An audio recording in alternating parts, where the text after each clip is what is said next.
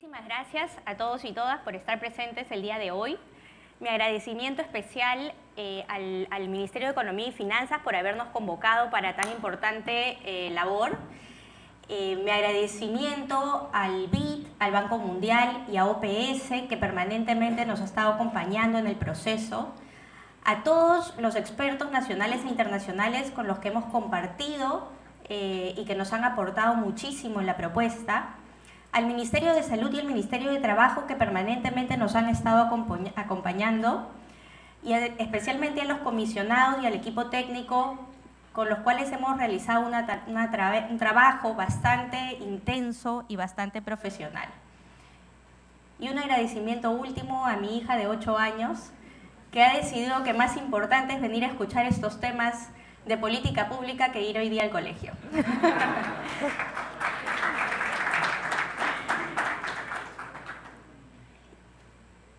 Perdón. La agenda del día de hoy, de esta presentación, es primero presentarles el objetivo de la comisión. ¿Se escucha bien? ¿Sí? Sí. ¿Me puedo mover? El objetivo de la comisión y la metodología de trabajo, los lineamientos de la propuesta, especialmente en el tema de financiamiento, pero sin descuidar los otros temas que tienen que ver con rectoría y prestación, ¿no? Porque al final lo que nos importa es que realmente el ciudadano siente el cambio. Luego vamos a presentar un diagnóstico, un brevísimo diagnóstico, pero que centre la discusión y que se vea la importancia, digamos, de la propuesta.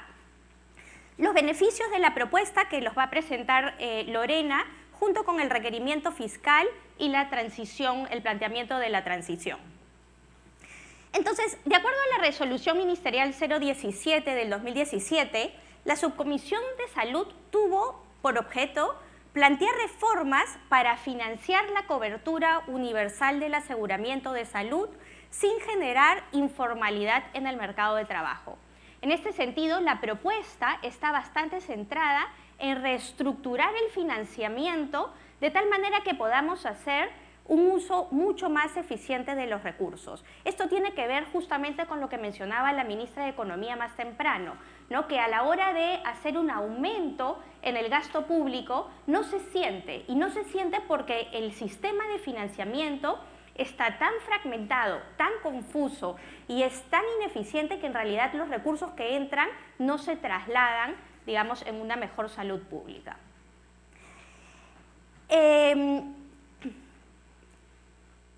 Rápidamente compartir con ustedes un poco la importancia de contar con un sistema de salud que brinde servicios de salud o una salud adecuada al menor costo posible. Y acá quiero hablar desde dos perspectivas, desde la perspectiva económica, ¿no es cierto?, que muestra que en realidad hay una relación positiva entre salud y crecimiento económico, ¿no? Y la causalidad va en ambas direcciones. Países que tienen mayores ingresos tienen mejores estados de salud. Pero a la vez la salud es un bien de capital productivo, generador de crecimiento económico, y por eso economistas renombrados como Mashkin o como Grossman dicen de que en realidad la salud es un generador importantísimo de capital humano. Entonces, desde el punto de vista económico, se justifica, digamos, una intervención estatal para tener un adecuado sistema de salud. Pero nosotros también estamos planteando un cambio de paradigma, ¿no? Y es considerar a la salud como un derecho. Y esto ya está explicitado en la Declaración Universal de Derechos Humanos, artículo 25, y está en la Asamblea General de las Naciones Unidas, que propone o que en realidad incentiva que los países brinden cobertura universal de salud para su población. Y cuando hablamos de cobertura universal de salud estamos hablando de tres ejes importantísimos, ¿no es cierto? La cobertura de la población, pero también la cobertura prestacional, es decir, más y mejores servicios, y la cobertura financiera, protección financiera para la población. Entonces, estas son las dos perspectivas que nos motivan, ¿no es cierto?, desde el punto de vista económico, pero también desde el punto de vista de derechos. En ese sentido, la metodología ha sido primero la preparación de un diagnóstico bastante exhaustivo del sistema para poder identificar y proponer justamente mejoras a los problemas del sistema de salud actual. Hemos hecho una revisión de experiencias internacionales, tanto de países de la región como de países de la OECD, para tener lecciones importantes y best practices, ¿no es cierto? Y acá en general lo que nos muestran los países es que es fundamental un aumento garantizado del financiamiento público, pero que las condiciones tienen que estar dadas para que ese mayor financiamiento público se traslade en mejores servicios de salud. Y la otra gran lección, en general, digamos, de todos los países revisados, es que la integración del sistema contribuye a sentar las bases para una cobertura universal de salud, disminuyendo la inequidad y aumentando la eficiencia. Hemos hecho luego discusiones sobre distintas alternativas de reforma en el financiamiento y el desarrollo de la visión de largo plazo, ¿no es cierto?, considerando temas que son fundamentales, como una mejor rectoría del sector, un aumento garantizado del financiamiento público, la separación de funciones, ¿no es cierto?, que también es un tema fundamental, que el financiamiento esté en manos de una institución y la prestación en manos de otras instituciones, la adopción de un plan de beneficios, el fortalecimiento de la red primaria de atención y la creación de redes integradas de salud. Hemos luego hecho la estimación de los requerimientos financieros. En general, los países, se ve, digamos, en las reformas de los países que una reforma en el sector no es posible con un financiamiento público de menos del 6%. Lo que estamos intentando con esta propuesta es acercarnos a esa meta, ¿okay? El desarrollo de las alternativas de transición, somos conscientes que esto tiene que ser un proceso gradual, no solamente por el requerimiento financiero, sino también por el tema técnico. Necesitamos tener una oferta de calidad para cumplir los objetivos que estamos planteando, por ejemplo. Y finalmente, el desarrollo de los lineamientos generales para el resto del sistema. Entonces, en la propuesta del financiamiento, lo que queremos en realidad acá destacar es que lo que busca esta propuesta es un sistema de protección social en salud desde la perspectiva de eficiencia, de derechos y de equidad, que permita que los ciudadanos accedan a mejores y más servicios de salud, con protección financiera para disminuir el gasto de bolsillo y el gasto de los hogares, ¿no es cierto?, y que disminuye el riesgo de los hogares de empobrecimiento, y donde estamos construyendo sobre la base de lo que se ha venido ya construyendo en el país en las últimas décadas, es decir, los acuerdos nacionales, es decir, la Ley Marco de Aseguramiento Universal, es decir, los decretos legislativos del año 2013. Y la propuesta, tenemos tres ejes fundamentales en la propuesta. La primera es crear un asegurador único y universal, que nosotros estamos llamando el Fondo Único. Este Fondo Único va a permitir la separación de funciones, que es una tarea pendiente que no la hemos realizado, ¿no es cierto? Vamos a tener el financiamiento y la prestación de manera diferenciada. Este Fondo Único va a permitir que los riesgos de toda la población se mancomunen de la mejor manera posible, de la máxima, digamos, a una escala máxima, ¿no es cierto? Y eso, en realidad, la teoría económica nos dice más bien que es eficiente, ¿no es cierto? Porque estamos pudiendo mancomunar la mayor cantidad de riesgos. Y este Fondo Único va a impedir también que se discrimine a los aseguradores por riesgo. Es decir, nadie va a poder ser discriminado y todos van a tener al mismo asegurador. Este asegurador va a garantizar un plan de beneficios universal, que nosotros estamos planteando que sea el Plan Esencial de Aseguramiento en Salud, porque es un plan que ha sido elaborado en función de las prioridades sanitarias de la población, cubriendo el 65% de la carga de enfermedad. Eventualmente se podrá ampliar, pero por ahora es un plan de beneficios que permite, digamos, atender a la mayor carga de enfermedad del país.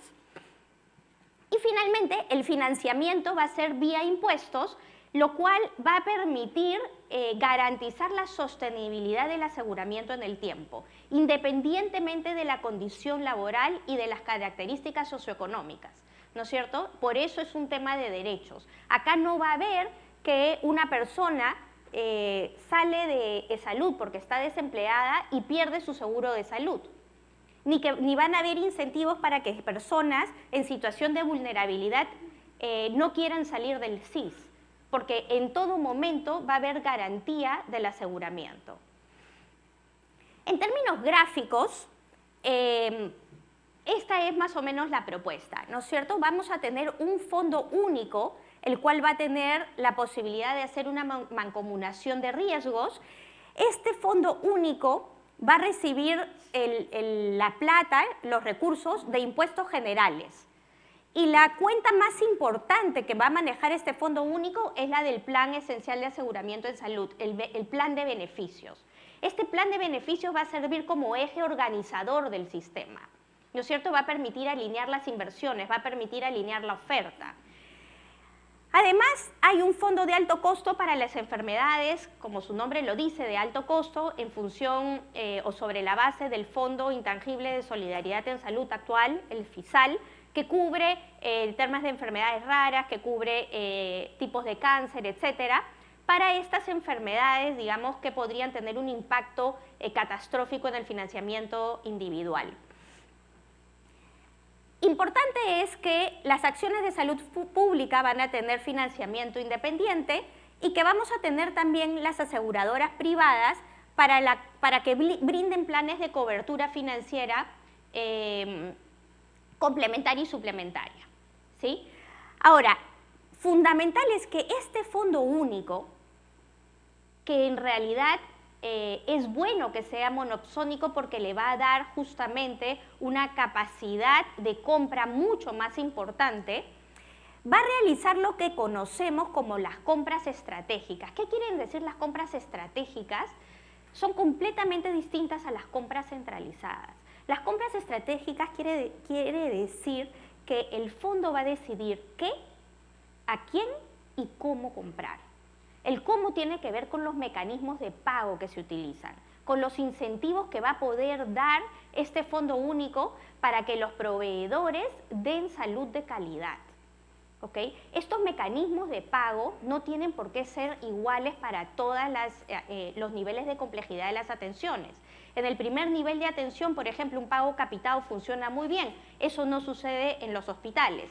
Pero en todos los casos se va a tener que tener contratos que establezcan los objetivos, las actividades, las responsabilidades y los incentivos.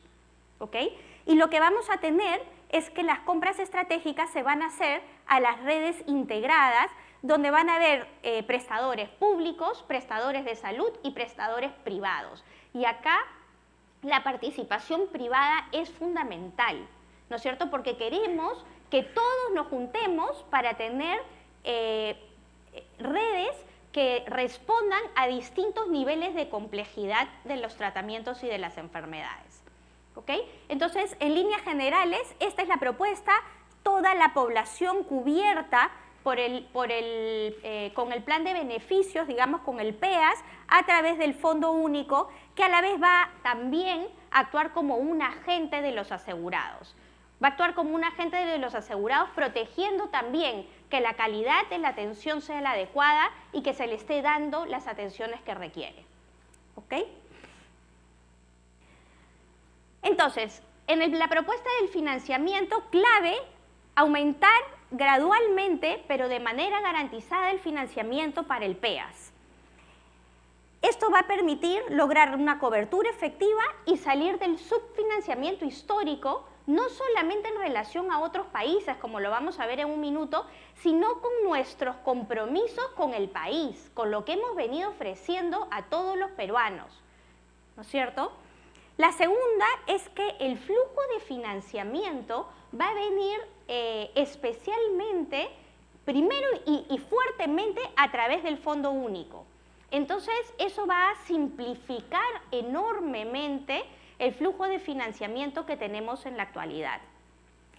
Y esto implica un cambio de lógica de financiamiento, porque lo que tenemos en estos momentos es que el sector público financia la salud a través de presupuestos históricos, es decir, cuántos se dieron en los años anteriores y esto se ajusta, ¿no es cierto?, para decir esto es lo que se va a dar en el presente año.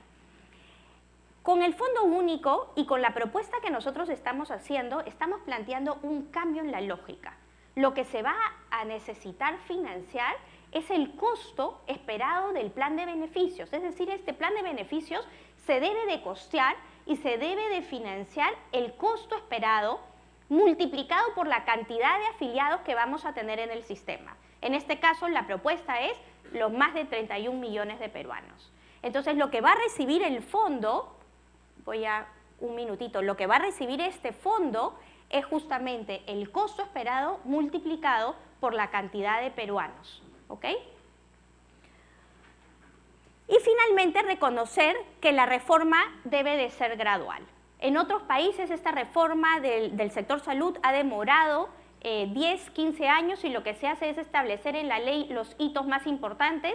Eso es lo que nosotros estamos planteando, como les decía hace unos minutos, no solamente por temas financieros, sino también por temas técnicos. Sin embargo, somos conscientes que la propuesta no solamente debe de ser en temas de financiamiento y no solamente es para simplificar un sistema que es absolutamente confuso y poco transparente, ¿no es cierto? Nosotros somos conscientes que para que esta reforma llegue al ciudadano se requiere de una rectoría muy fuerte, se requiere que el MINSA lidere la conducción estratégica del sector, diseñe, implemente y monitoree las políticas del sector, gestione la evaluación y la actualización periódica del plan. Este plan tiene que estar revisado constantemente y se debe decidir en función del espacio fiscal, ¿no es cierto?, de la capacidad fiscal, qué otras enfermedades van a ser cubiertas paulatinamente. Se tiene que hacer evaluaciones de tecnología sanitaria, lo cual es importantísimo en un sistema donde la explosión de costos es una tendencia en el Perú y a nivel mundial. Se tiene que diseñar un sistema de información para todo el sector, entre otras cosas que ustedes podrán encontrar en el informe.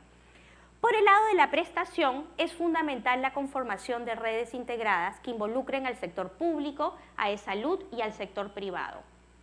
La entrada al sistema debe ser por el primer nivel de atención y los establecimientos se deben de asociar de acuerdo a niveles de complejidad para poder ofrecer el plan de beneficios que estará garantizado por el Fondo Único, ¿no? Esto va a permitir alinear la oferta actual, aprovechar la infraestructura actual y no desperdiciar recursos.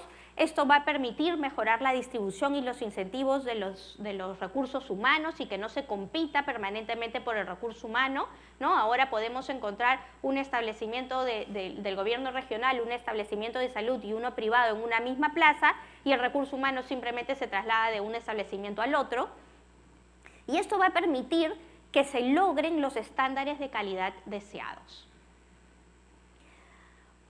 Ahora sí, ¿por qué esta reforma? ¿Qué es lo que pasa actualmente?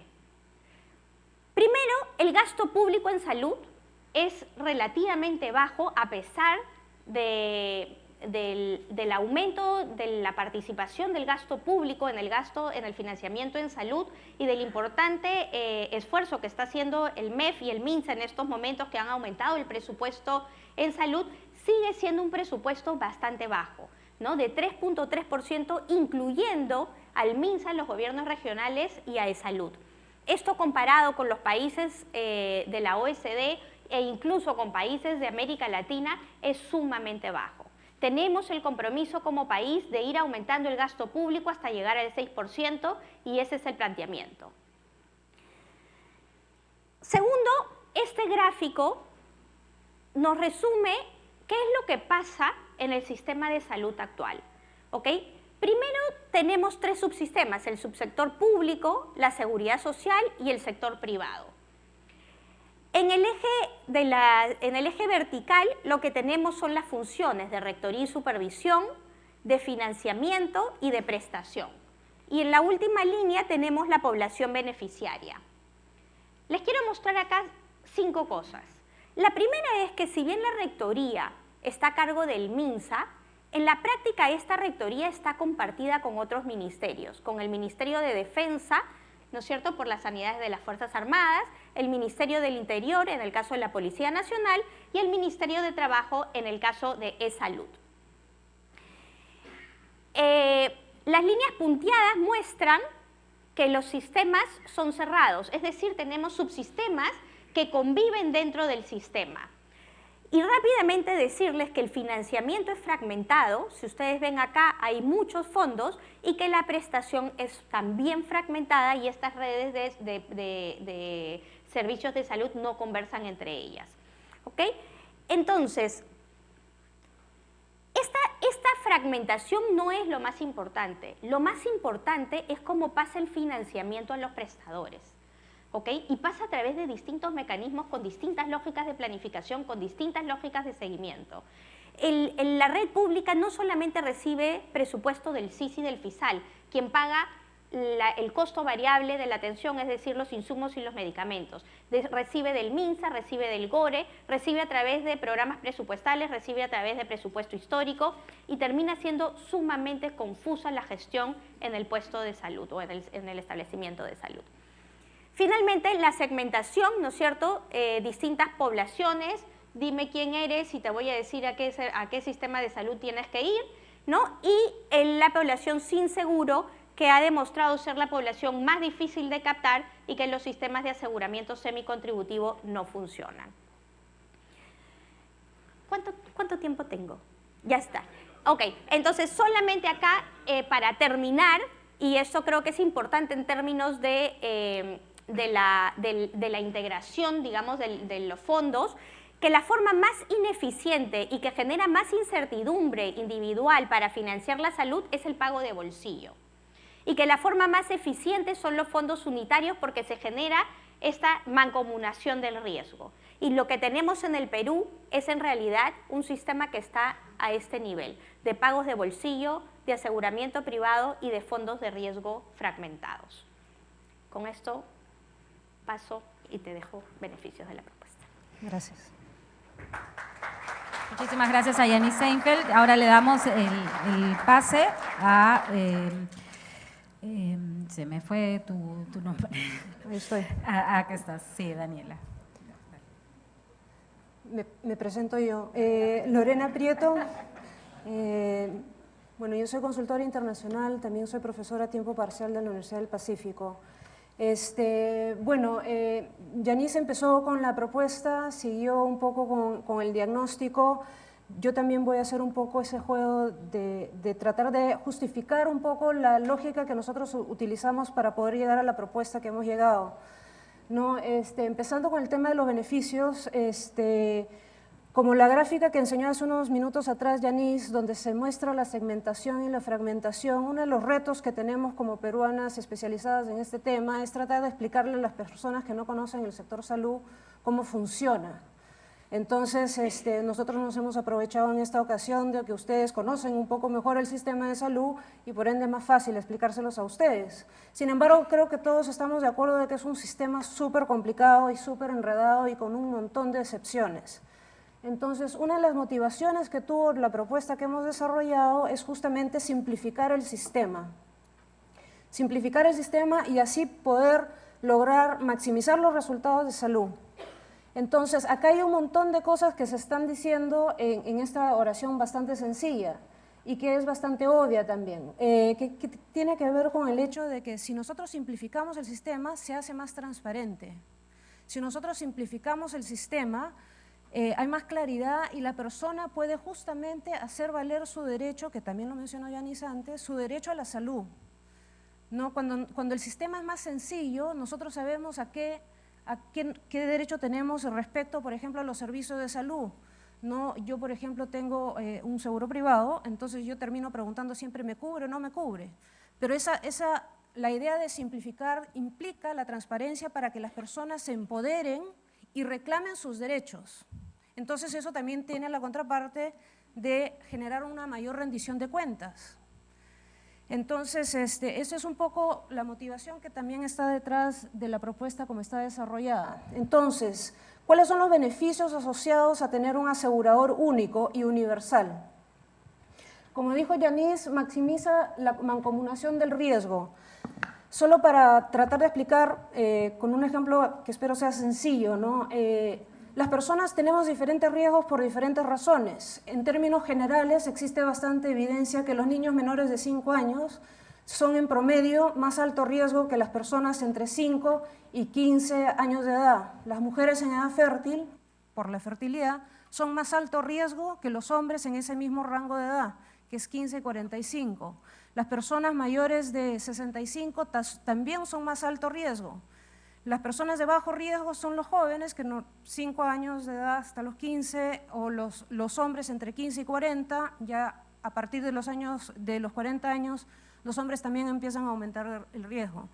Entonces, cuando nosotros hablamos de mancomunar, es poner a todos estos riesgos juntos, de tal manera de que la persona que administra esos riesgos, o sea, la que tiene que cubrir los costos asociados a esos riesgos, considere el promedio de todos. Entonces, cuando uno tiene un asegurador único, lo que está haciendo es justamente minimizar ese costo medio esperado al considerar a toda la población. El segundo tema súper importante que genera el beneficio de tener un asegurador único es lo que se llama la gestión del riesgo. Gestionar el riesgo es una cosa complicada cuando se habla de la salud de las personas. O sea, estamos hablando de un asegurador que va a ser, para las personas que conocen la agente principal, el asegurador va a ser agente de las personas en el sentido de que va a velar por sus intereses. Uno de los grandes retos que tiene el sector salud es lo que nosotros denominamos la simetría de la información. O sea, lo que el médico sabe de los diagnósticos y posibles tratamientos no lo sé yo como paciente. Entonces, se genera una diferencia de información y yo tengo que, entre comillas, entender lo que me está diciendo el médico, y ahí puede entrar como agente el asegurador, en el sentido de que mejorar y controlar y regular, no necesariamente en contra del proveedor, sino que de la mano con el proveedor para mejorar la atención de salud a las personas. Entonces, gestionar el riesgo implica eso, un poco adelantarse a los riesgos que se vienen. Por ejemplo, cuando uno va creciendo año a año, entra la mujer en edad fértil y eso tiene riesgos asociados. Eso implica atenciones promocionales, atenciones preventivas que se tienen que hacer, pero no basta ya, o sea, ya no estamos en una etapa donde basta con informar. Lo que nosotros queremos es que efectivamente se haga el seguimiento para que tomen las medidas preventivas y promocionales necesarias para disminuir el riesgo. Porque muchos de los problemas que tenemos hoy, de una u otra manera, son prevenibles. El otro tema que también mencionó Yanis es lo de las compras estratégicas, que es también una cosa que mejoraría la eficiencia del sistema. Y acá hay que recordar, ¿no?, cómo está funcionando el sistema hoy. Una persona que hoy tiene salud, tiene cobertura financiera completa dentro de los prestadores de salud. Hay un sistema de intercambio prestacional con algunos proveedores públicos, pero digamos que todavía está bien pequeño y no ha logrado ampliarse. Entonces, cuando uno tiene seguro privado, va a prestadores privados. Cuando uno tiene el seguro público, que en este caso se llama el seguro integral de salud, uno va a prestadores públicos. Entonces, lo que hacemos con un asegurador único es que decimos ya, acá el asegurador único compra al que tenga el servicio que se necesita comprar para esa zona, para esa población. Entonces ya no considera solo a los públicos, solo a los privados, solo a la salud, considera todo lo que hay. Entonces ya ahí hay una implicancia importante respecto a que quizás no necesitamos invertir tanto, porque ya hay algo ahí. O sea, yo he tenido la experiencia de irme a región, me voy a la plaza principal del pueblo donde estoy y me encuentro con un hospital del Ministerio de Salud, un hospital de salud al otro lado de la plaza y los consultorios privados al otro lado de la plaza y las farmacias en el otro lado que queda de la plaza. Entonces, eso no tiene mucho sentido porque es la misma población y además generalmente es el mismo médico el que se pasea por los 3 prestadores y tampoco tiene sentido. Entonces, el tema de la compra estratégica implica comprarle a todos. También implica, como mencionó Yanis, los mecanismos de pago. Existen formas de asignar los recursos de una manera que generen los incentivos que nosotros queremos como población para poder maximizar los resultados de salud. Entonces, cuando nosotros hablamos de eficiencia, no estamos hablando necesariamente del costo mínimo, estamos hablando de lograr el resultado que la población quiere con los recursos que hay. Esa es la eficiencia asignativa que estamos buscando. Entonces, eso es otro de los ejes centrales de tener un asegurador único. Entonces, ¿no está avanzando? Ahí está. Desde el punto de vista ya más contable, por así decirlo, reduce el gasto administrativo. No existen estudios muy claros o que hayan hecho a través de todo el sector para medir el gasto administrativo, pero se conoce uno que en salud ha medido que el gasto administrativo es aproximadamente el 36% de su presupuesto. O sea, por cada sol que entra de salud, 36 céntimos va solo a la administración, no va a la prestación de salud. Esto lo voy a profundizar en la siguiente lámina. Y finalmente, desde un punto de vista de solidaridad y de equidad, tener un asegurador para todos rompe el esquema de segmentación que mencionó Yanis, dime quién eres y yo te digo en qué sistema te corresponde ir, mejorando eso sustancialmente. Los otros beneficios están asociados a garantizar el plan de beneficios universal que hemos denominado, que es el plan esencial de aseguramiento en salud. Y acá quiero enfatizar la palabra de garantizar. No es llegar y pasar una norma o pasar una ley y decir, ya, este es el plan esencial y chao. Garantizar implica una responsabilidad de parte del Estado de que efectivamente se entreguen las prestaciones y los beneficios que están cubiertos por el plan. Eso implica, en parte, pero no totalmente, financiarlo, y eso lo vamos a ver un poco más adelante también. El plan esencial de aseguramiento de salud debe tomarse no como que solo se va a cubrir esto, sino que es parte de cómo se debería organizar el sistema, a cuáles son las prioridades o las necesidades prioritarias que tiene el país alrededor de las prestaciones, porque el Plan Esencial de Aseguramiento de Salud, el PEAS, está diseñado en base a la carga de enfermedad de la población. Entonces, hay otras prestaciones que no están acá cubiertas por el PEAS, que también se van a seguir entregando, pero no se van a estar garantizando porque el eje organizador va a ser el PEAS.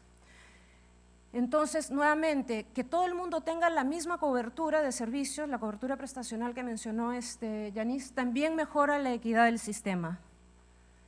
El financiamiento público, ¿por qué hemos optado por eso? Bueno, también reduce, aunque no lo crean, los gastos administrativos, porque cuando se cobra por diferentes vías, implica que cada sistema tiene su propio costo, entonces la idea de financiarlo a través de impuestos lo simplifica de gran manera, que reduce los gastos administrativos, haciéndolo más eficiente.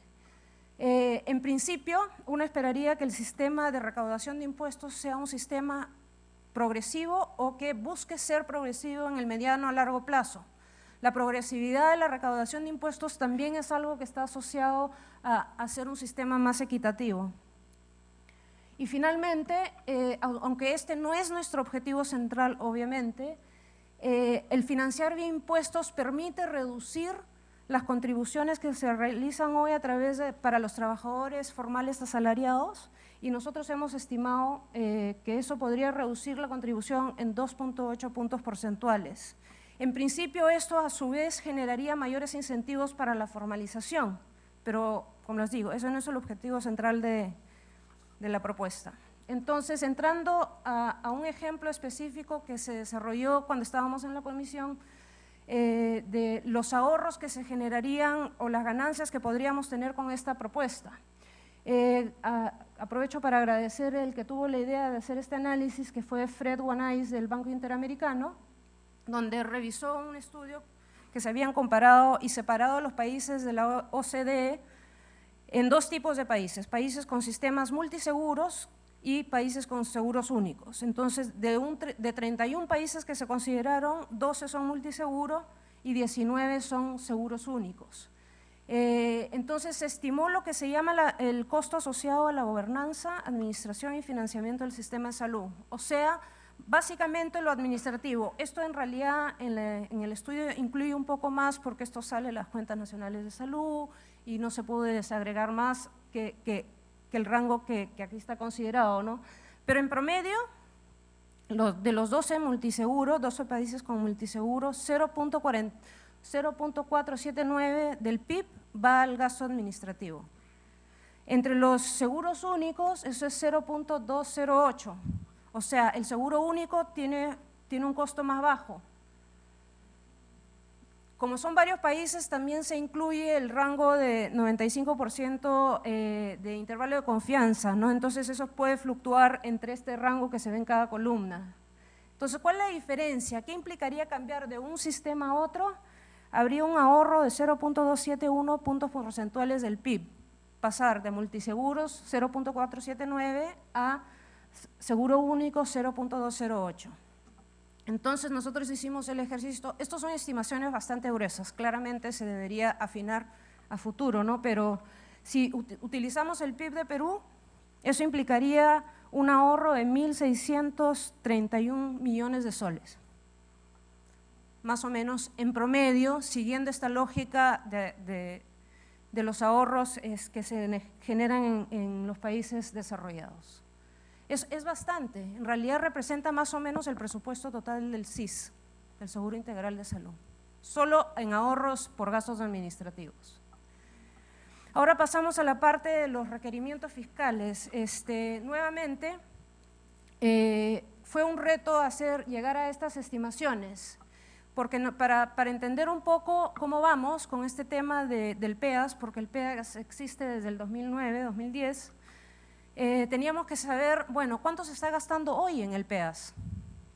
Y resulta que no hay un estudio muy claro que llegue a esa cifra. Entonces se hizo una estimación que consideró información de diferentes fuentes, información del SIS, información de un estudio actuarial que se hizo del SIS, con información del 2012, se mezcló con los informes del Ministerio de Economía y Finanzas respecto al gasto ejecutado y llegamos a una cifra de 85.47, es el gasto estimado el 2016 por persona.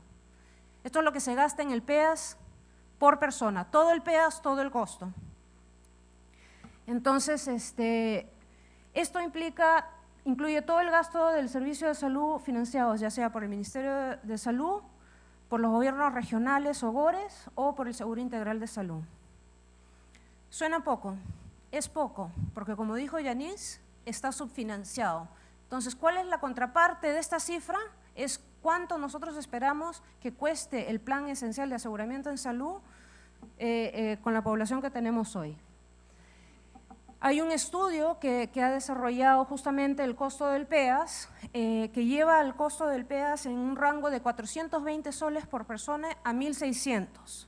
Ese rango se produce porque hay tres supuestos básicos que están detrás de los cálculos, que está asociado a la demanda observada o utilización histórica, porque eso es lo que se está usando, a la capacidad de la oferta y a la adherencia. Nosotros hemos puesto un monto intermedio, 532. Con 532 por persona, ahora lo comparamos con el 85. Entonces, o somos recontraeficientes o algo anda mal. Y en realidad vamos por lo segundo, algo anda mal.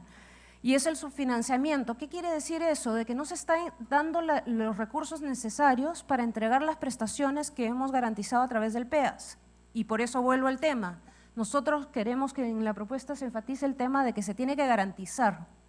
O sea, si se dice el PEAS es lo que tiene que administrar el fondo único, entonces se le tiene que dar 532 por persona, punto. Y ese fondo único administra ese monto para toda la población. Solo para que tengan una idea, el 532 incluye todo el PEAS, que incluye lo que se denomina dentro del PEAS la población sana, que tiene que ver con las prestaciones promocionales y preventivas.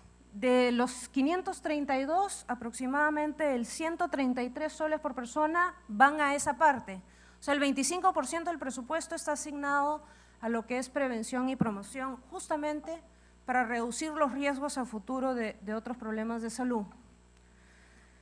Entonces, volviendo al tema de la visión de largo plazo que hemos planteado, un asegurador único, ¿no?, con un plan de beneficios único para todos, En el largo plazo ese plan debería crecer. Entonces, en ese sentido, ese es el punto de llegada al que hemos considerado para la propuesta de la Comisión de Protección Social. Para llegar a eso hemos definido hitos clave, acá los voy a poner en una lista, pero no son primero uno y después el otro, algunos son en paralelo, esto obviamente se presta a que se discuta y se llegue a algún tipo de acuerdo, ¿no? Pero el primero es la creación del fondo. Crear el fondo no es suficiente, hay que preparar la institucionalidad. No, el fondo está pensado con la lógica de que cuando empiece a funcionar, o sea, a asegurar a las personas, funcione con todos estos esquemas de compra estratégica, gestión del riesgo. Eso implica una inversión fuerte en la capacitación, en la negociación del fondo con los prestadores, en fin. No es llegar y hacer una norma y ya se creó. No, hay una etapa de generación de capacidades para el fondo para que empiece a funcionar, que es la preparación de la institucionalidad y preparación de la gestión. Entonces, una vez que esas dos cosas están listas con el fondo, después está la etapa de inicio de cobertura a la población. Otro hito que es clave es que hoy tenemos una población que no tiene ningún subsistema que le corresponda. No es pobre, no le corresponde el SIS, no es trabajador formal asalariado, no le corresponde salud, no tiene suficientes recursos como para tener un seguro privado, entonces queda en la nada, un poco en el vacío.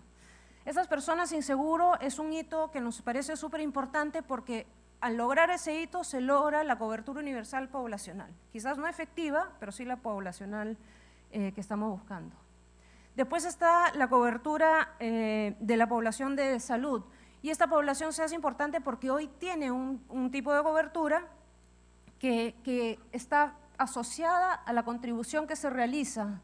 Entonces, como el Fondo Único se financia vía impuestos, el hito de cubrir a las personas que tienen hoy salud implica reducir esa contribución. ¿Qué tan rápido se reduce? También es una cosa que hay que conversar.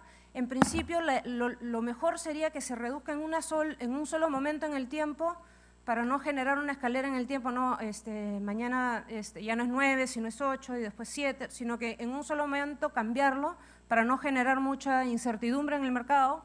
Eso, nuevamente, es una cosa por discutir. Nosotros, como hemos comentado, nosotros hemos estimado con el costo del PEAS actual que la reducción de la contribución del 9% podría llegar a 6.2%. El otro hito importante es la progresión del financiamiento del PEAS. Como les enseñé en la lámina anterior, gastar 85 cuando en realidad cuesta 532 tiene una implicancia súper importante en la calidad de la atención que están recibiendo las personas. Entonces nosotros necesitamos financiar lo que corresponde, porque desde la perspectiva de la población, si uno dice, ya yo tengo el SIS, pero no me están atendiendo, ¿de quién es la culpa? Dicen del SIS, pero el SIS después dice, no, pero es que el MEF no me ha dado la plata. Entonces siempre hay alguien que tuvo la culpa, pero nadie se hace responsable. Entonces acá la idea es, nuevamente, transparentar y hacer al responsable de financiar el PEAS efectivamente responsable.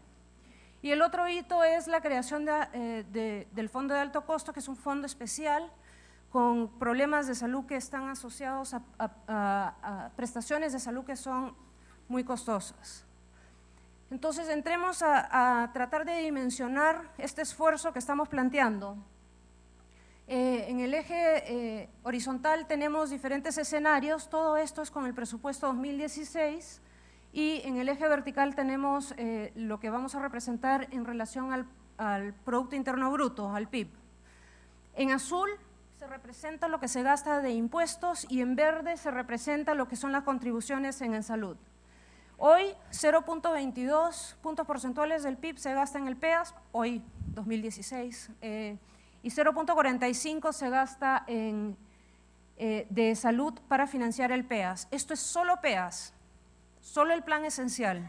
Entonces también hubo una estimación de cuánto gasta de salud en el PEAS y llegamos a una cifra de 269, o sea, también está subfinanciado. Ya estoy terminando. Si ampliamos En un primer ejercicio, si ampliamos la cobertura poblacional con este gasto que tenemos per cápita actual, de 85 soles, a los que hoy no tienen seguro, llegamos a un aumento en el gasto por impuestos de 0.22 a 0.27, lo que no suena mucho y no lo es. O sea, no es tan caro llegar a las personas que hoy no tienen ningún tipo de aseguramiento. Si nosotros consideramos eliminar las contribuciones para los afiliados de salud, eso costaría 0.71 puntos porcentuales del PIB. Acá no está contemplado los posibles incentivos que se generen de que al bajar la contribución aumente la formalización. No hay una elasticidad de demanda ahí que no hemos considerado porque no teníamos toda esa información. Financiar el PEAS a toda la población con el costo actuarialmente justo de 532 implica 2.55 puntos porcentuales del PIB al año 2016.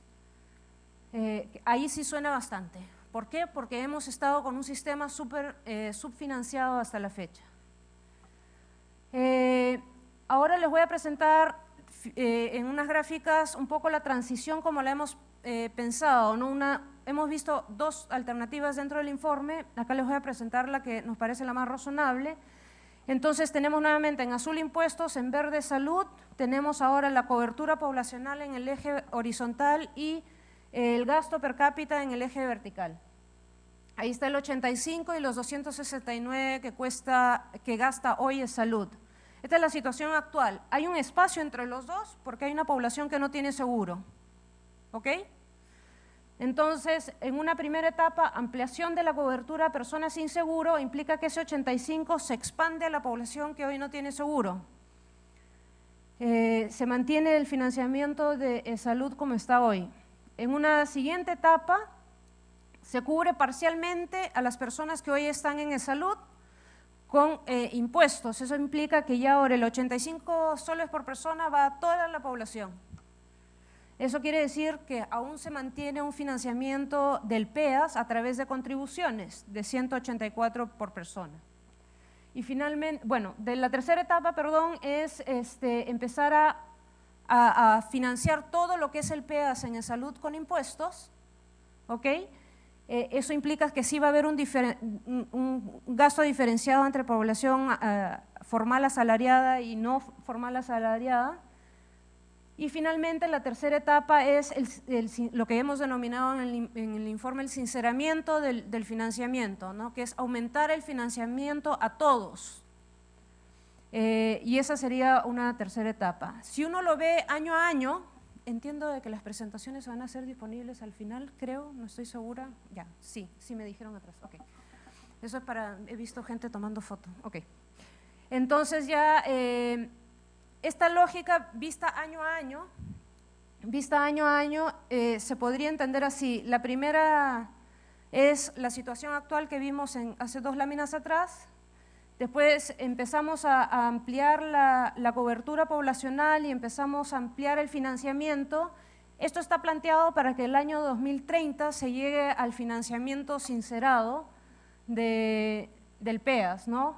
Pero acá, por ejemplo, en el año 2018 se amplía la cobertura de las personas que hoy no tienen seguro. Acá implícitamente estamos hablando de que también va a ocurrir la creación del fondo, pero generando su institucionalidad y capacidades de gestión. Entonces esta ampliación de cobertura sería con el SIS. El 2019 ya se empieza a ampliar la cobertura a las personas de salud, después la ampliación para cubrir todo el PEAS a través de impuestos de las personas de salud, y luego aumentar el financiamiento después los siguientes años hasta lograr sincerar el financiamiento. Entonces, eso es un poco para que tengan una visión de cuánto costaría año a año. Me quedan dos láminas y esto es más o menos cortito. Los organismos internacionales, la Organización Mundial de la Salud en particular ha hecho estudios relacionados al tema de lograr la cobertura universal. Dos conclusiones bien importantes que han llegado. La primera es que no hay ningún país que hoy haya logrado la cobertura universal en salud que gaste menos del 6% del PIB en salud. O sea, no hay. Ningún país que ha logrado la cobertura universal gasta menos del 6% del PIB, gasto público, en salud. Y lo otro es que para evitar que los hogares enfrenten los riesgos de salud, el gasto de bolsillo de salud no puede exceder el 20% del gasto total de salud. Entonces, nosotros queremos estar por sobre el 6% que está en el eje horizontal y por debajo del 20% que está en el eje vertical. Entonces, ¿cómo estamos? O sea, queremos estar en esa zona roja. ¿Cómo estamos? 95 estamos como con 2 puntos porcentuales y algo, no veo bien. Y 40% del gasto total era gasto de bolsillo. Y acá se ve un poco la evolución con el IPO del 2010 que aumentó el gasto de bolsillo. 2014 hemos logrado movernos hacia el cuadrante que deberíamos estar. Lo que esta propuesta está haciendo es justamente empujarnos hacia el lado de aumentar el gasto público. Y nosotros no hemos podido medir obviamente el impacto que podría tener en el gasto de bolsillo, pero la idea es que se mueva hacia abajo, o sea que efectivamente nos movamos en la diagonal hacia abajo, que es el objetivo que nos hemos comprometido. Y acá quiero recordar, el Acuerdo Nacional establece que había un compromiso para aumentar el gasto en salud en el Perú, a llegar al promedio de América Latina y el Caribe.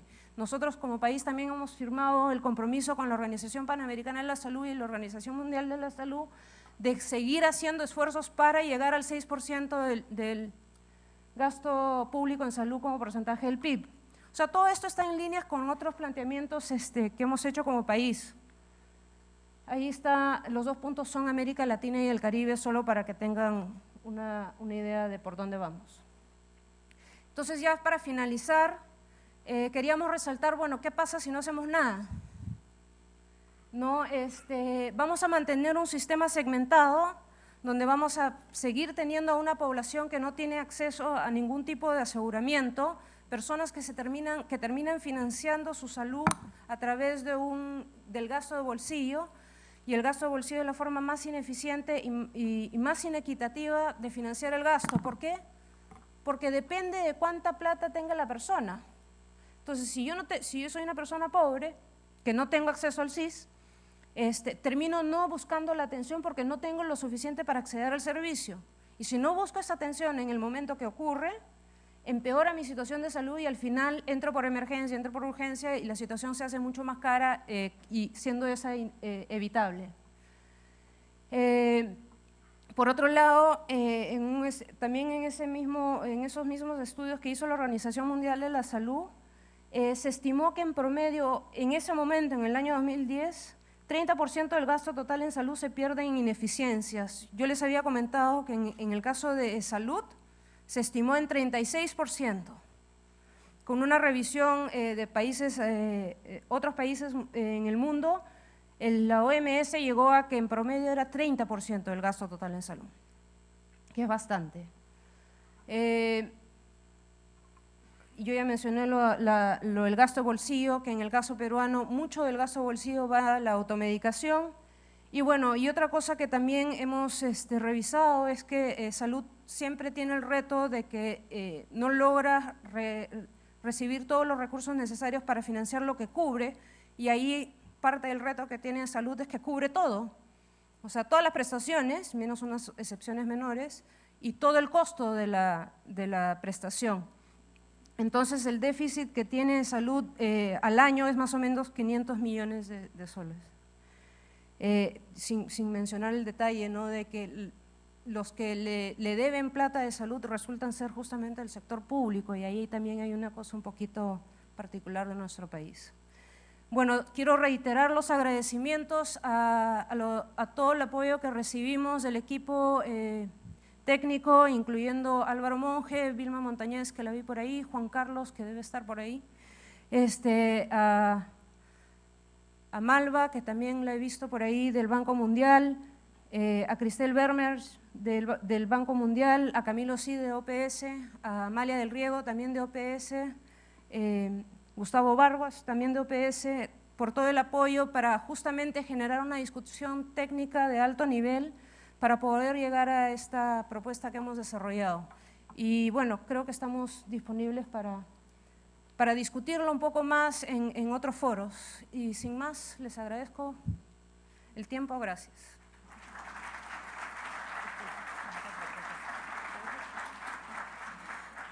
Muchísimas gracias a la consultora internacional y especialista en temas de economía y financiamiento de salud, Lorena Prieto, y las disculpas nuevamente por el olvido involuntario. Compartimos apellido, además Toledo, ¿no? El materno. Te voy a fijar por siempre en mi mente. Ahora sí, las invito a ambas comisionadas, por favor, a dar un paso adelante para la foto oficial.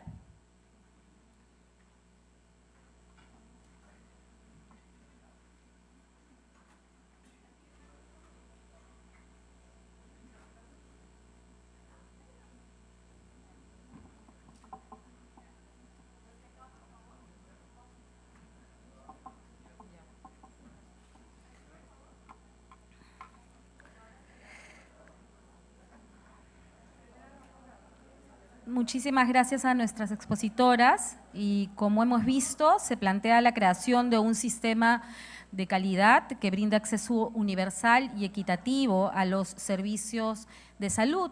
Y para profundizar sobre este tema, invitamos a los integrantes de nuestro siguiente panel, el economista de la Universidad Pacífico, Pablo Lavado, al señor Eduardo Morón, de la Asociación de Prestadoras de Salud APSEC, y Leoni Roca, de la Asociación de Entidades Prestadoras de Salud, EPS. Los recibimos, por favor, con un fuerte aplauso. Y estará como moderador también el periodista de Canal N, Sebastián Salazar. Solo por cuestiones de tiempo, quería hacer la precisión que va a ser ahora el panel de una sola ronda. Pedimos su comprensión. Los dejo con Sebastián. Bueno, buenos días todavía. ¿Qué tal? ¿Cómo están? Bueno, antes que nada agradecer a las exposiciones. Realmente es un tema extremadamente complicado, como han estado viendo en los gráficos. Y bueno, sin más, vamos a empezar en orden. Como bien nos acaban de advertir, tenemos el tiempo un poco corto. Así que, bueno, vamos a ir de frente. Bueno, con Pablo Lavado. ¿Cómo ven de viable, digamos, la situación, teniendo en cuenta sobre todo el problema del financiamiento que viene a ser financiado a través de impuestos? Y tomando en cuenta que la mayoría de casos, por ejemplo, que se utilizan de pago único tienen un déficit y, bueno, una deuda pública bastante elevada en comparación con el Perú. Bueno, ¿me escuchan? No. ¿Hola? Uy, creo que ¿Ya? sí. ¿Se escucha? ¿Bien? Ok. Muchas gracias por la invitación para comentar el informe final de la Comisión de Protección Social, en particular el informe de salud. Felicito a Yanis y a Lorena y a todo el equipo que elaboró este documento. Me parece que recoge las opiniones que se han estado discutiendo no solamente a nivel nacional, sino también a nivel internacional acerca de lo que queremos llegar como país y en particular el aseguramiento universal, ¿no? En ese sentido, pues han propuesto lo del Fondo Único y han planteado esta transición en el esquema de financiamiento de esta propuesta, ¿no? Ya en varias oportunidades hemos conversado con Yanis personalmente, así que voy a entrar a los comentarios acerca de la propuesta. Yo creo que la propuesta falla en plantear o en poner los supuestos que descansan detrás de lo que uno quiere llegar, ¿no?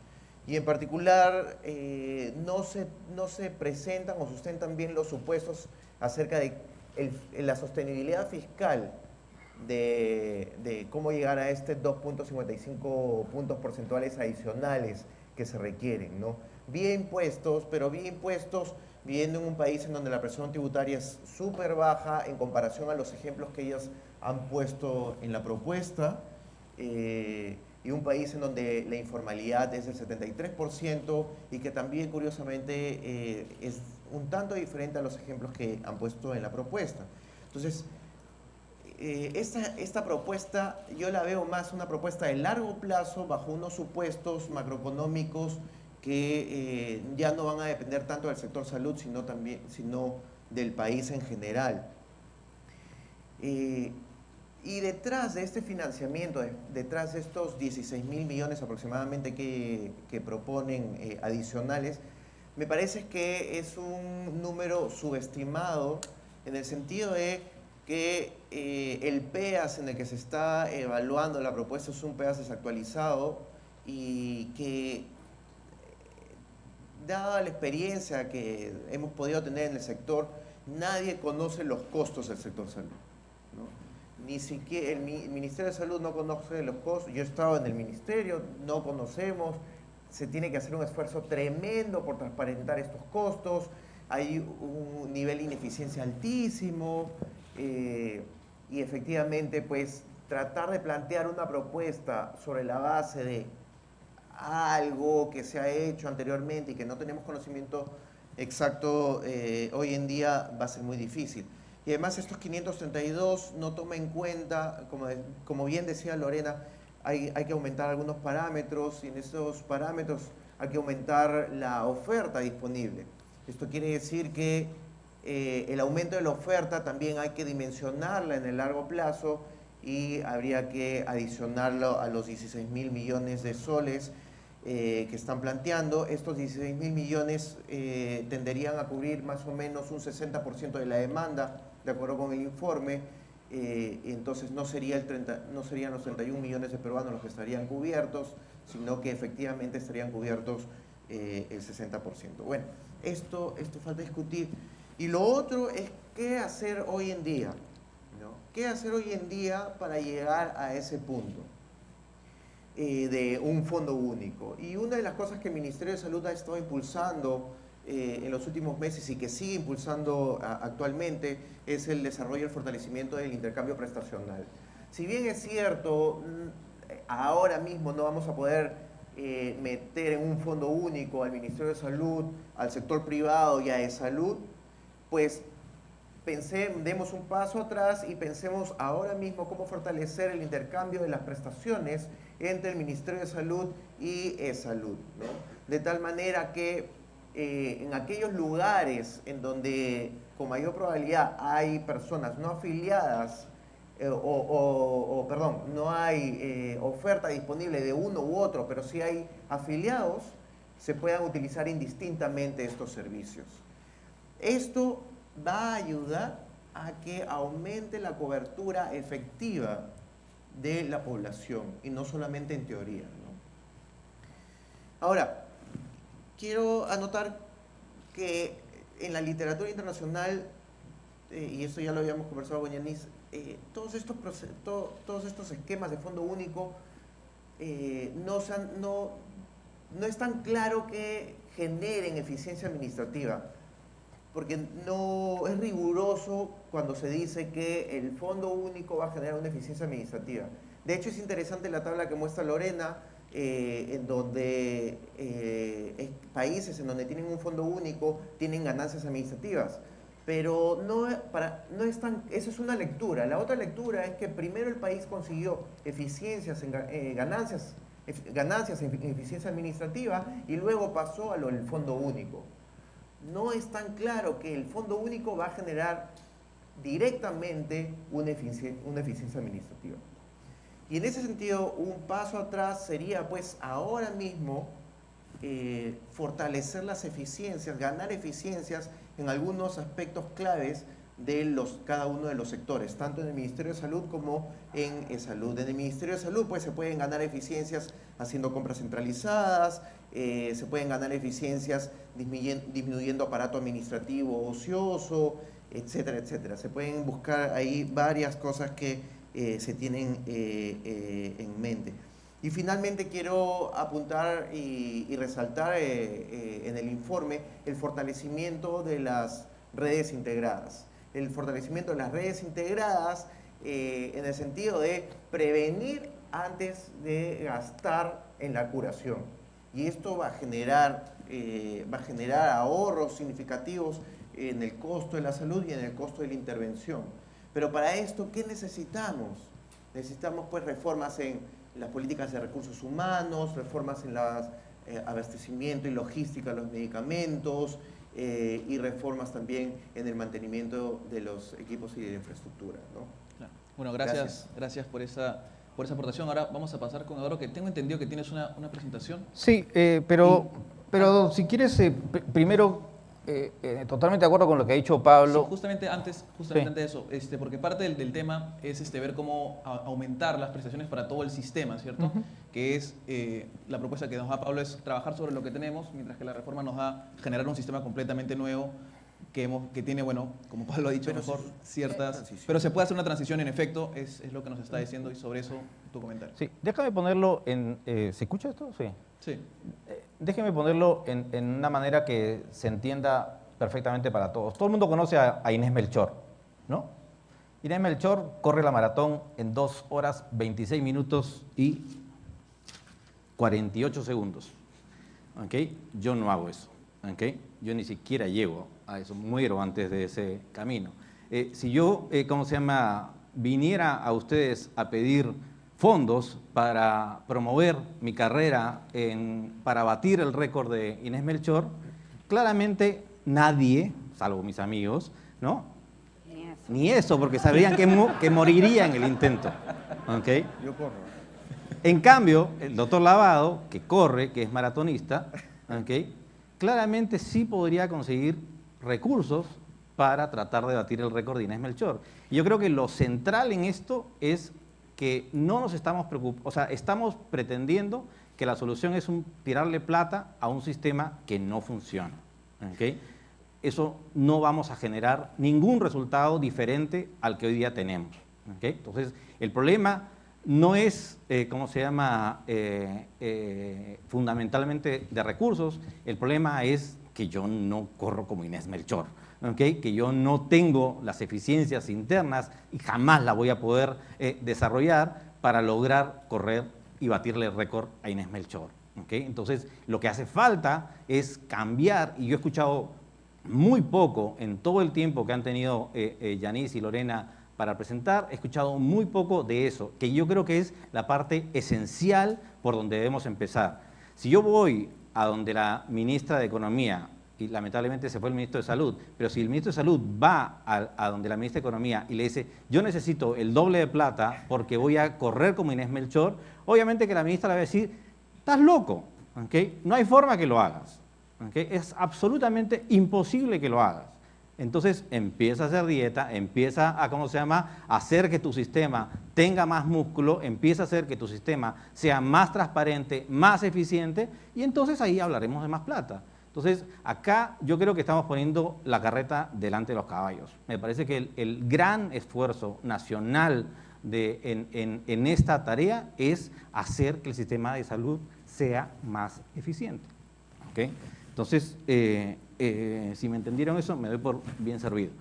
Si alguien me ayuda con la presentación, una sola cosita que yo quisiera dejar, ¿okay? Esto de acá, ahí lo tengo, no lo veo nada. Fundamental, queremos cobertura universal, servicio de calidad al menor costo posible, enfocado al paciente.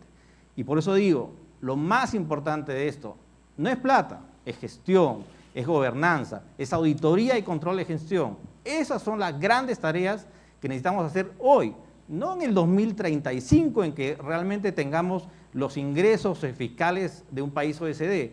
Hoy nos dicen, hoy día el Perú gasta 3% de una recaudación de 14%, los países de OECD gastan 8%, pero tienen una recaudación de más de 30%. ¿Okay? Entonces, claro, si la doctora Cooper tuviera 30% de PBI en su cartera, ¿okay? Seguramente que nos daría un poco más a este sector, pero no lo tiene y no lo va a tener en los siguientes 20 años. Entonces, es imposible empezar por esa discusión, por una discusión de plata. ¿Okay?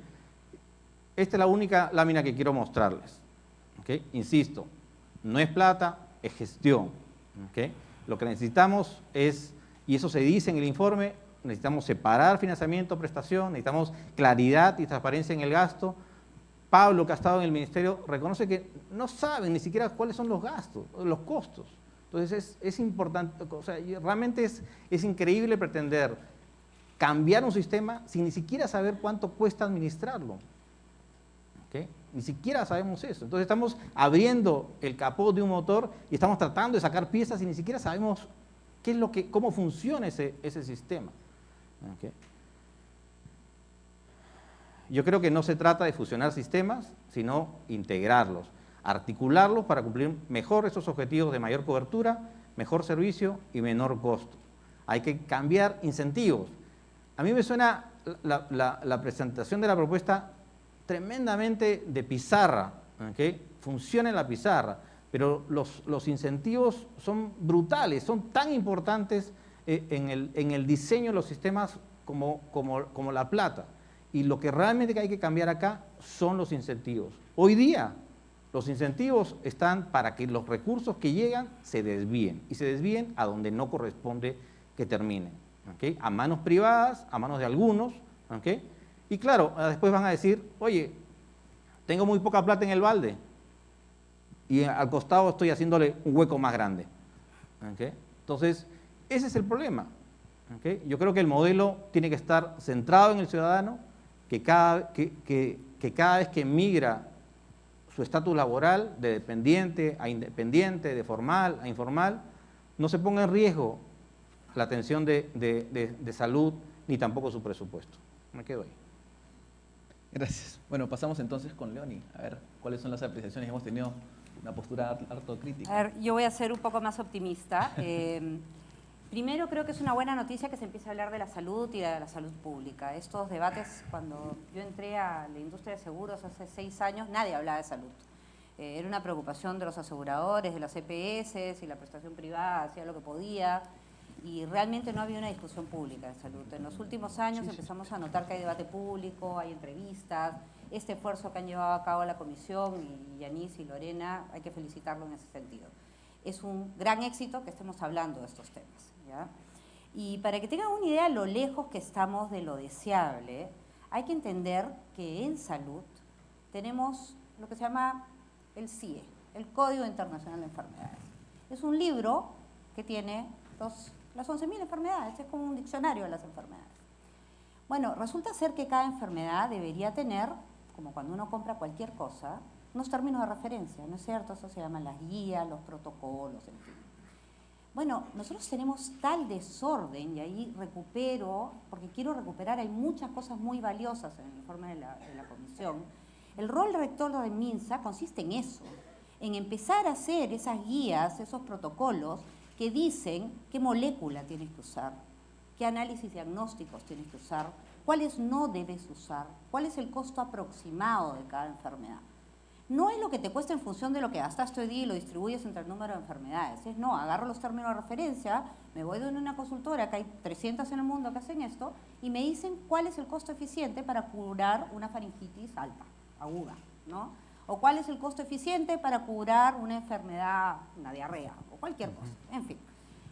Sobre la base de eso construyes tus necesidades de financiamiento, sobre la base de eso construyes tu PEAS. Entonces, si a mí me preguntaran qué cosa hay que empezar por hacer, primero, lo primero que tiene que hacer el MINSA es hacer las guías y los protocolos, que gracias a Dios no hay que hacer la de las 11.000 enfermedades del CIE, porque resulta ser que hay más o menos 75 o 80 enfermedades que te dan el Pareto de enfermedades de frecuencia, y hay unos 20 que te dan el de profundidad, el de impacto, severidad, ¿no? No es tan complicado, podríamos empezar proponiéndonos como país hacer 100 buenas guías. Esas guías que te dan lo mínimo. Sobre la base de eso ya le puedes poner layers adicionales, ¿no? Marca el medicamento, una segunda opinión, en fin. Pero ese mínimo se puede hacer, eso se puede hacer ya. Una vez que uno hace eso, hace sus guías, sale y las costea, y el Estado tiene un arancel, que es el costo que está dispuesto a pagar. ¿Cuánto le transfiere el Estado a sus prestadores públicos o cuando compra servicios privados? Transfiere el valor del arancel. No tiene por qué transferirles ni un sol más. Y así empezamos a construir de abajo hacia arriba un sistema en el cual empezamos a conocer cuánto cuesta el PEAS, porque efectivamente es una tremenda dificultad. En las EPS nosotros financiamos con el 2.25% del salario de la persona que contribuye, financiamos el PEAS y bastante más. ¿Y cómo así resulta ser que acá nos dicen que cuesta 2.8%? Y nosotros lo financiamos en prestación privada, que tiene amortización de activo fijo, que tiene inversión, que tiene capacitación, que tiene muchas otras cosas. Y la señora Zelaya, la superintendente de salud, sale a decir que nos van a sancionar porque no estamos dando el PEAS completo, porque el Congreso se le ocurrió meterle más enfermedades, metió la carga de enfermedades mentales, que incluye internamiento, en fin, en un país que casi no tiene psiquiatras además. Entonces hay que poner orden. Orden, no es tan complicado, podemos llegar a eso sin duda, es bueno tener una visión de futuro, pero hay tanto que manejar en el corto plazo para que salud tenga claro cuánto cuesta cada prestación y por lo tanto le pueda vender al MINSA y el MINSA comprarle a salud y comprarle a los privados. Ahora, otro tema que es importante es quién compra. Hasta ahora todas las decisiones en materia de salud se han hecho pensando en los ministerios, en los hospitales y en los médicos. ¿No debería tener más capacidad de decisión el paciente? Es decir, si yo sé que el Estado paga 100 soles por una enfermedad, ¿no debería ir yo como paciente y definir dónde me quiero atender con esos 100 soles? ¿No les parece que de esa manera solito el mercado iría articulando las redes? Porque si una enfermedad es de baja complejidad, voy a pagar un bajo precio. Y por lo tanto las redes primarias son las que van a recibir ese precio. Entonces creo que hay muchísimo que hacer en el corto plazo. Es una agenda que es posible y que va a ir construyendo información de precios para ir generando un mercado independientemente de quién termina asumiendo el financiamiento final. Así las cosas, les quiero agradecer a Claudia, a nuestra ministra de Economía, al ministro Grados, al ministro D'Alessio, que desgraciadamente tuvo que salir, porque tener una visión de futuro es importante, pero es importante también construir el día a día y tenemos una agenda de corto plazo importante para cimentar cualquier reforma futura más agresiva como la que se nos ha propuesto. Muchas gracias.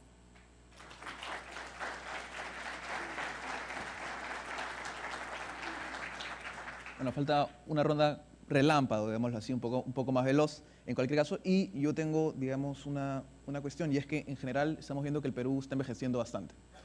Y a un ritmo que, bueno, se conoce porque es lo que está pasando en Europa en general. Bajo esa perspectiva, tenemos una alternativa que ha sido propuesta ahora y la situación actual con mejoras y eficiencias. ¿De qué manera podríamos, de alguna manera, solventar mejor este fenómeno que va a ocurrir de todas maneras? Bueno, ¿quién habla, el mayor? Bueno, en realidad es cierto que la población está envejeciendo, pero todavía no estamos a niveles de Europa, ¿no? Y en realidad lo que tenemos ahorita es una población que se está beneficiando del boom demográfico, de los baby boomers, y este es el momento de hacer la reforma en salud, no solo en salud, sino también en empleo y en educación, de tal manera que se pueda aumentar la productividad, se pueda implementar regímenes de flexiseguridad en empleo y un acceso universal, y esto en unos 20 o 30 años va a poder ayudar a sustentar el problema de envejecimiento y no llegar a los niveles que tenemos en Europa, ¿no? Pero lo último que yo quisiera decir es que, de nuevo, felicitar a las autoras por el informe, por esta visión de largo plazo que están planteando en términos de crear un fondo único y que va a permitir lograr el aseguramiento universal de las personas en un esquema de redes integradas, ¿no? Y en esto quiero resaltar, tenemos que empezar a educar a la población y demostrar a la población que la atención en el primer nivel es la que va a ahorrar los mayores costos a todo el sistema de salud. Y esta atención en el primer nivel, no solo en términos de la salud individual, sino también en términos de la salud pública, como decía Leoni. Esto es lo que va a ayudar a que incremente la productividad del ciudadano en el largo plazo. Con unos comentarios finales, Eduardo. Yo creo que lo más valioso es tener un diagnóstico común. Yo estoy de acuerdo con el diagnóstico presentado en el informe. Me parece que la visión que se tiene, las propuestas, yo no comparto esas propuestas. Me parece que nos estamos saltando 50 años, digamos, ¿no? O sea, si yo fuera un país OECD, si yo tuviera los recursos de un país OECD, si yo tuviera la gobernanza de un país OECD, sí, claro, todo eso sería posible mañana, pero no la tengo, ¿no? Entonces hay que preocuparse por construir eso, ¿no? Entonces me parece que es bien valioso tener un buen diagnóstico. Ese diagnóstico lo que dice es: nuestro sistema está desarticulado, fragmentado, ineficiente y que no termina de atender con servicio de calidad a la población. Entonces, partamos de eso, ¿no? Y busquemos efectivamente, como creo que se ha dicho acá en el panel, qué cosas se pueden empezar a hacer para que empecemos a funcionar como lo que queremos, que el SIS no financie embarazos de hombres, ¿no? Que compremos medicinas, ¿cómo se llama?, a precios razonables, ¿no? O sea, empecemos con aquello que realmente va a tener un impacto en la eficiencia del sistema. Y yo después, seguramente que quien esté en el ministerio, Claudia o cualquiera, va a estar dispuesta a financiar un sistema que funciona mejor. En cualquier caso, no para que corras contra Inés Melchor, ¿cierto? Ah, no, eso yo ya he dicho que no, no soy competencia. Y bueno, Leoni, tú que estás optimista, digamos, ¿qué propuestas tienes, digamos, Yo estoy de optimista corto porque plazo? creo que peor Soy no se puede pesimista. estar. Y cuando uno está tan mal, todo va para arriba, ¿no? Entonces, a ver, quiero explicarles, cuando se vieron todos estos casos de corrupción en salud, que desgraciadamente el tema de salud se empieza a hablar de él en el último año y medio por un tema de corrupción, lo cual es lamentable, ¿no? Pero ¿por qué se producen estos casos de corrupción en muchos casos? Se producen justamente porque la medicina en el Perú no está homologada. Es decir, si cada jefe de especialidad en cada hospital público, en cada hospital privado, en salud, decide qué molécula usa, qué tipo de medicina usa. Les pongo un ejemplo, ya hace poco me buscó un cliente en RIMAC que se quejaba de que por qué lo estábamos obligando a hacerse una punción lumbar antes de hacerse un PET scan, ¿ya? Había una sospecha de que tenía un cáncer. Y la razón es bien simple, no solamente es que el PET scan cuesta mucho dinero y hay que descartar primero en la punción lumbar, es que el PET scan irradia mucho al paciente. Entonces hay un protocolo que seguir para llegar al PET scan antes se tiene que hacer una punción lumbar. Eso hace que la medicina sea costo efectiva y también resguarde la seguridad del paciente. Pero para eso tienes que tener guías y protocolos, es fundamental. Y nuevamente, esa es la función principal cuando se habla del rol rector del MINSA, de decirnos qué es adecuado, qué molécula, en qué plazo debe curarse cada enfermedad, en qué momento debe escalar. Eso no es imposible, eso se puede hacer ya, se puede hacer rápido y es la base para formar el PEAS. Porque ¿cómo haces para saber qué meter y qué sacar al PEAS? ¿Cómo haces para saber cuánto te cuesta el PEAS? Si las partes que conforman el PEAS no están debidamente tasadas en términos de su alcance y su precio. Entonces, es como la fundación, ¿no? Es lo primero. Nada más. Bueno, muchas gracias a los panelistas, por eso esperemos pues esto pueda ayudar un poco a conversar más del tema.